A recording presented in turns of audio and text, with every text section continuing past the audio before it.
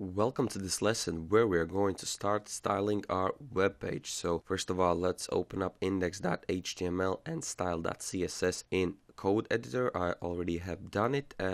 Before we start doing anything in CSS, let's head to our browser and go to Google Fonts to get our fonts. So the first font was called Lotto. Let's go ahead and click here. We will use light italic and normal versions of this font. Go ahead to import rule. Let's highlight it, copy it, and paste it in this styles document.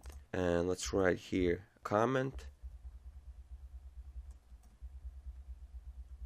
to know what these are. So these will be fonts. Next thing is go back, and next font was called Maven Pro. Go ahead and again quick use it, and we will take normal and medium for these ones. Let's again copy this rule. We can close our Google Fonts and paste this one in. The next thing is let's again highlight and copy this comment, and we will start with general styles. Give it some space. So the first thing is let's make a really basic reset.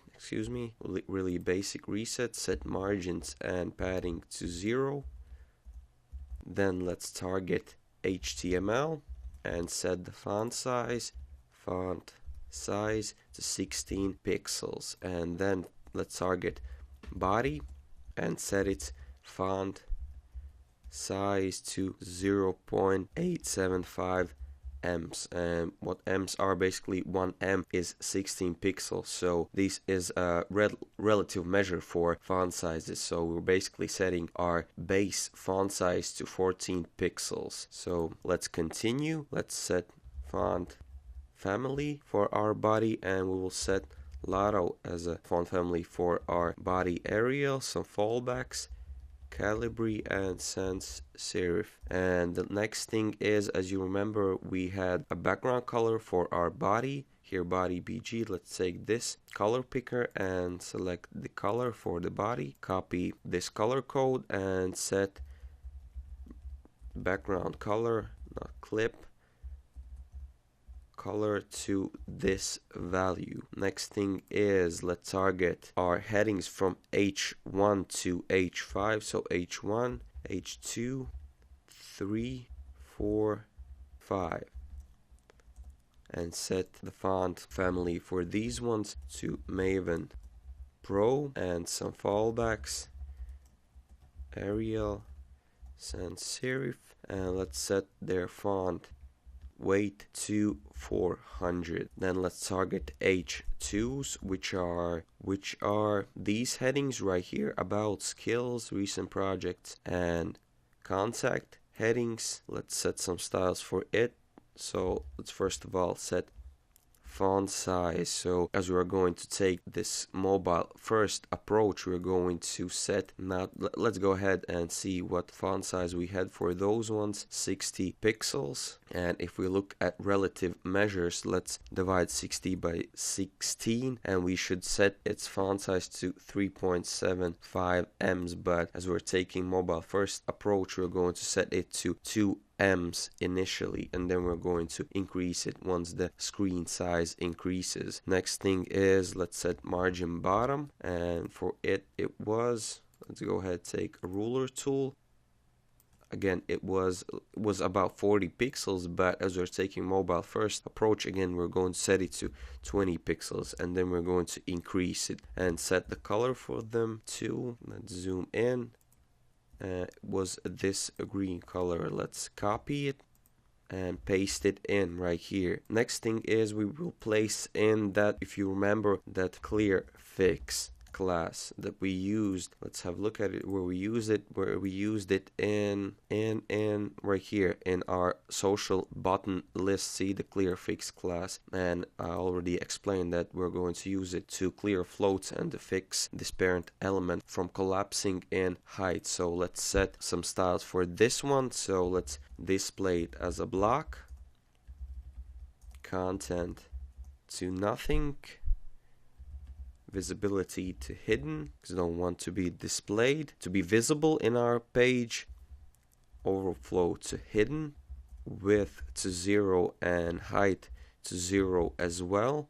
Font size again also to 0, and line height to 0. And the last thing is we're going to clear both floats. Save it, and let's continue with our CSS. So next thing is container. Let's set styles from container elements. So first of all, let's set maximum width of 1200 pixels, because let's head again to our design. We'll zoom out, turn on the guides, and let's take ruler tool and let's view this. This is the container element, and the width for it is 1200 pixels. So that's why we are setting this rule. So this container's width will be 100% of the browser's width, but once the width of the browser increases above this mark, then it is going to stay fixed at this width. Next thing is set margins to 0 auto, so it's centered in our page. And for the mobile view, let's set padding right and left to 20 pixels. Save it, refresh the page. As you can see here, we have that padding for our intro elements and other elements where we have that container. So the next thing is we need to set also rules for container small. So let's just highlight it, paste it in, copy it, paste it, container SM. The maximum width for it was, let's view it, it was 700 pixels, so set it to 700, and rest of these will remain the same. Let's view it in our browser. As you can see, let's increase the width of the browser. Here we have that container. As you can see, the width for it stays 700 pixels. Let's decrease the size of it. Next thing is let's target our buttons. So button, we will have quite a long list of properties. So first of all, let's display to inline block. Then let's transform all the letters to uppercase, because if we view our buttons, where here we have one button, see all letters are to uppercase. Let's remove that text decoration that all the anchor tags have.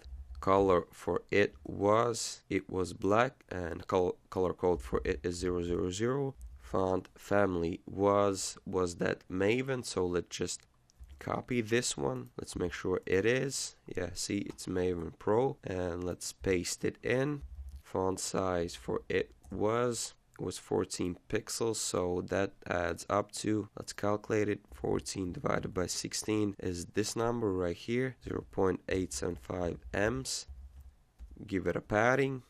Take our ruler tool, and this padding top and bottom will be, well, let's set it to 8 pixels, and left and right to set it to 11 pixels. So padding was, this one is top and bottom 8 pixels, and left and right 11 pixels. Next thing is border radius, and it was 10 pixels for our element. And background color for it was, let's get that color code, this yellow color, copy it, paste it in. And next thing is we want to have a little animation for our buttons, so we're going to set transition, and we're going to target, first of all, we're going to change background color, and the animation will happen over 0.2 seconds. That function will be ease, and also we'll change the color the same time, and ease function. Let's save it. First of all, let's have a look at our buttons, looking beautiful. And next thing is, let's just take this class, and when we hover, we want first of all that background color to change to, we want it to change to black. We're just basically going to switch the color for background color, so the background color will be this black color, and the color for the text will be this one right here. Paste it in, save it, have a look at it, let's hover it.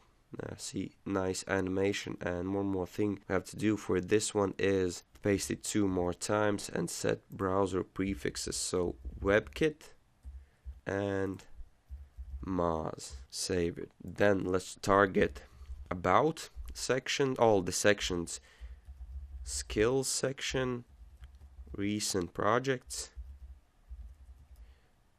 and the last one was contact me.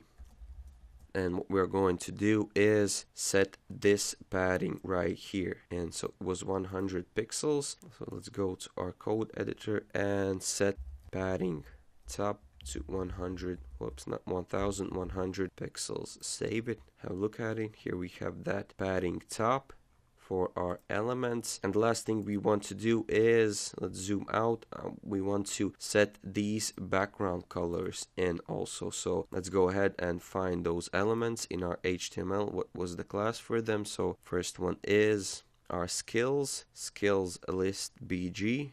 Let's copy and paste this class in. And the next one was for our recent project list BG. Copy it, paste this class in, and set background color to, let's have that color code. Copy it and paste it in. Save it, refresh the page, and here we can see we have that background color set in for our skills section and recent project section. So that is going to be it for this lesson, and we will continue in the next lesson with styling our navigation. See you there.